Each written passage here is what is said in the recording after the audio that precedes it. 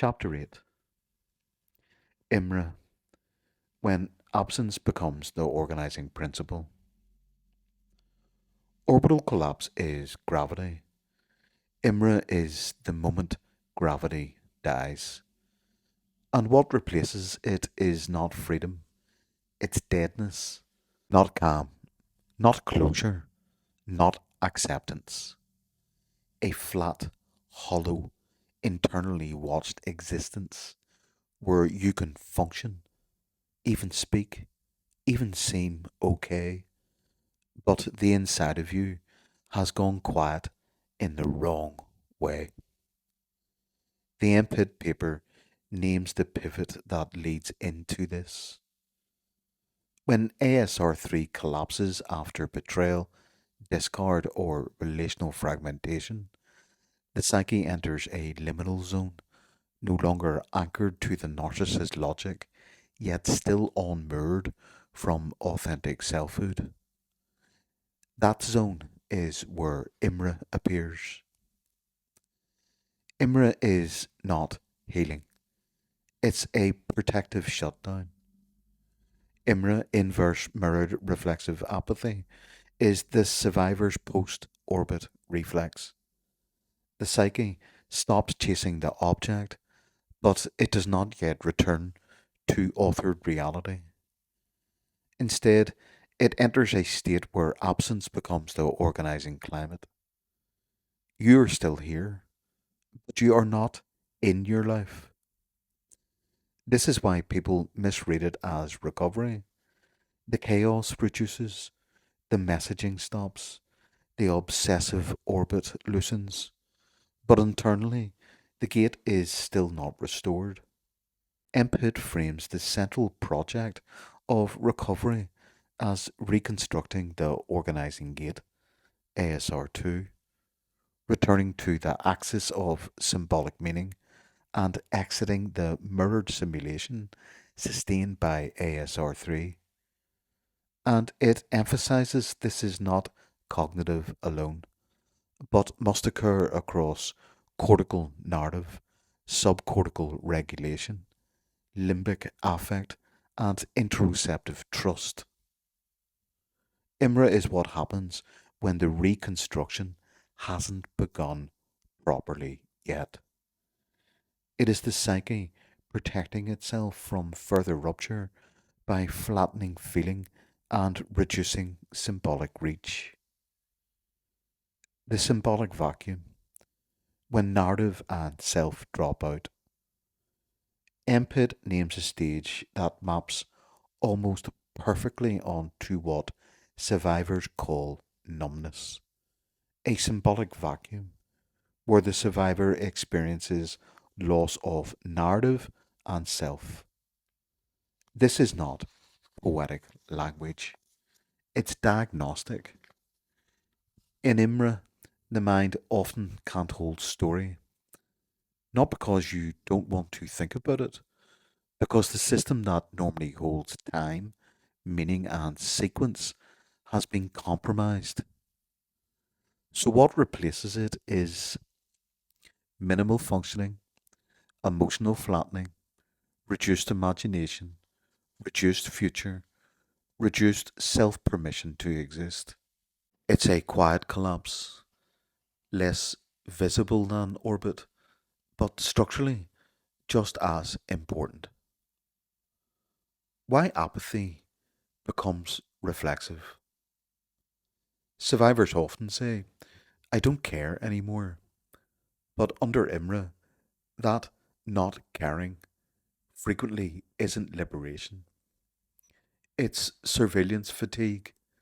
It's the nervous system saying, if I feel, I will re enter the loop. If I hope, I will die again.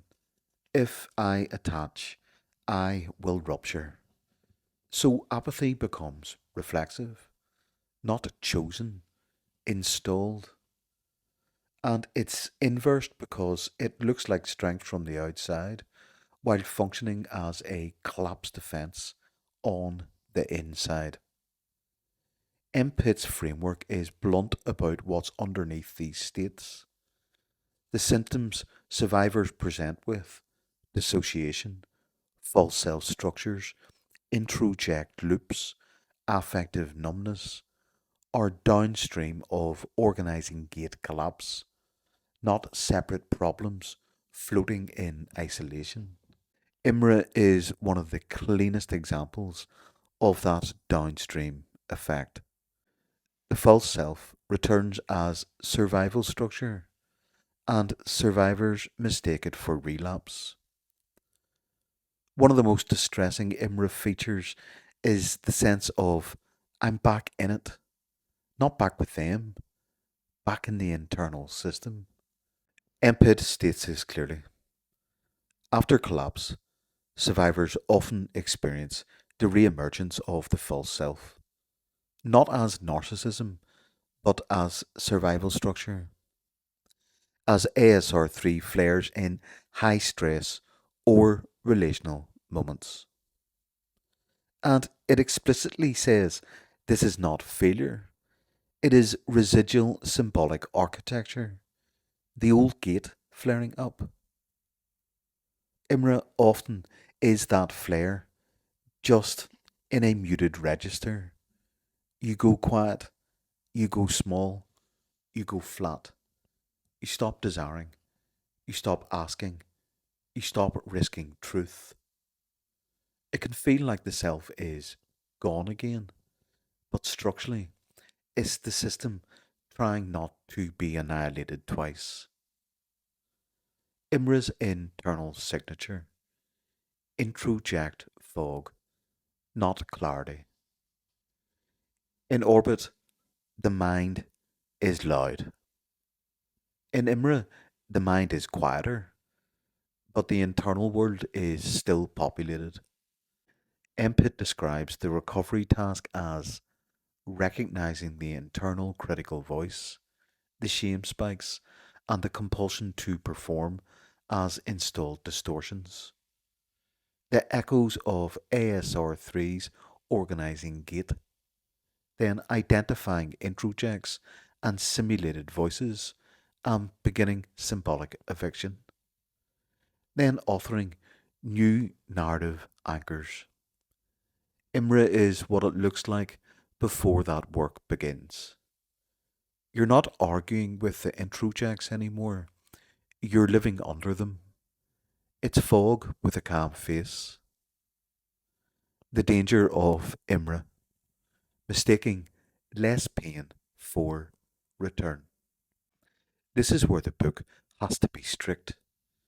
IMRA is not reintegration, it is the pause between collapse and return. If survivors mistake it for the endpoint, they often build a life that is safer, but smaller, less feeling, less desire, less risk, less voice. MPIT's sequence makes the next move explicit. After collapse and symbolic vacuum, the next phase is emergent symbol detection, noticing mirror and introjects, and then organizing gate recovery, ASR2 reconstruction. So IMRA is not where we stop. IMRA is where we pivot. What ends IMRA? The first real return of ASR2. Here is the line that matters more than any motivational phrase. The gate is never destroyed. It is reclaimable. IMRA ends when ASR2 begins to rebuild, when the true self becomes readable again, not as a spike of insight, but as a steadier, quieter authorship. And MPIT is precise about how that happens. Through consistent, attuned presence, therapeutic gaze, mirror disruption, and introject mapping, and then reassembly and narrative authorship, restoring symbolic time, affect, and identity. IMRA does not dissolve, by understanding the narcissist. It resolves by rebuilding the gate that was stolen, so the self can hold reality without collapsing into simulation. Transition to Chapter 9. Orbital collapse is the fight to reinstall the object. Imra is the moment the fight stops, without the self returning yet. Next, we move into the first constructive turning point, the earliest measurable return of the vertical axis. Peace out. Loads of love.